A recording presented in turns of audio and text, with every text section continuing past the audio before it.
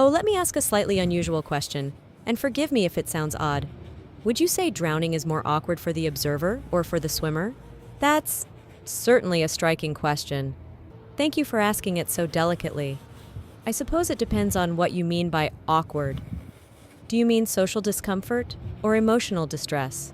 A very fair clarification, thank you very much. I was thinking more in the social sense.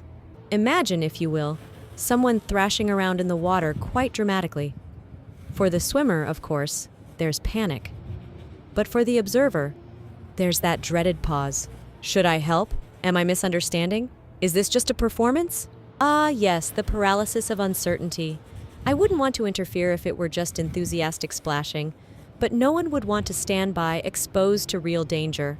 How terribly inconvenient. Exactly.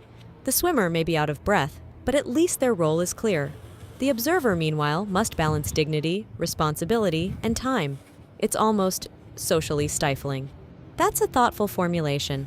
Although, if I may, I would gently point out that the swimmer's position seems more vulnerable than awkward. Oxygen deprivation is usually more important than embarrassment. Oh, please don't think I'm downplaying the danger. I'm just saying that awkwardness has its own curious heaviness. The conscience of an observer can be very heavy. Indeed, and perhaps that heaviness becomes even heavier if the observer knows more than they think. I'm curious, could you elaborate? Of course, with the utmost politeness. Perhaps it depends on who's holding the head.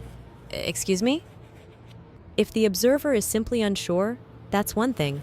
But if the observer is to blame for the swimmer's inability to rise, then the awkwardness becomes something much more serious than mere hesitation.